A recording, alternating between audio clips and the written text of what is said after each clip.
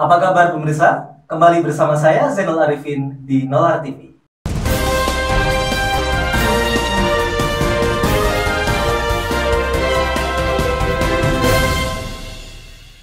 Memasuki musim kemarau, warga Desa Jenggrong, Kecamatan Rangiso, Kabupaten Lumajang, Jawa Timur, terpaksa harus menempuh jarak hingga 1 km untuk mendapatkan air bersih guna mencukupi kebutuhan sehari-hari. Karena hingga kini saluran air dari perusahaan daerah air minum belum masuk ke pemukiman warga setempat.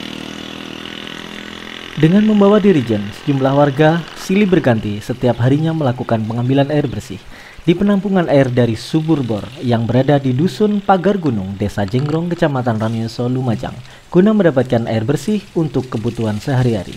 Dalam sehari, warga mengaku membutuhkan 6 hingga 8 jerigen air bersih guna mencukupi kebutuhan sehari-hari.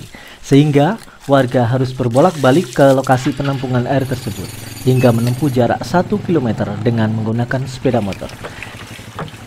Agar air bersih yang berada di dalam penampungan air dari sumur bor terus mengalir, walau terjadi kemarau panjang, warga memberi larangan untuk mandi, mencuci baju, dan mencuci motor di tempat penampungan air tersebut. Pak, setiap hari warga Desa Jenggrong mengambil air ke sini. Iya. Jarak dari rumah Bapak ke sini berapa? 1 kilo, Pak. 1 kilo. Per hari Bapak butuh berapa jerigen? 6 sampai 8 lah. 6 sampai 8. Ini airnya untuk kebutuhan apa, Pak? Untuk minum, untuk masak, ya untuk peternak lah, Pak. Pak, ini kan awal memasuki musim kemarau ya. Ketika terjadi kemarau panjang, mencukupi enggak, Pak, air ini, Pak? Kurang, Pak. Kurang ya. Ya. Terus harapan Bapak kepada pemerintah seperti apa?